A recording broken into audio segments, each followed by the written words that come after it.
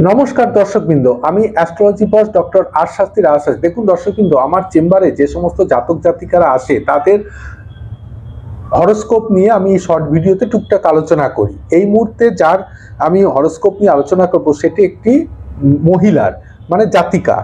এই হরোস্কোপে ধনু লগ্ন এবং বৃশ্চিক রাশি এবং তার মানে ধনু লগ্নের দ্বাদশে 12th হাউসে দুস্থানে গিয়ে চন্দ্র বসে গেল, অর্থাৎ তার রাশি হয়ে গেল।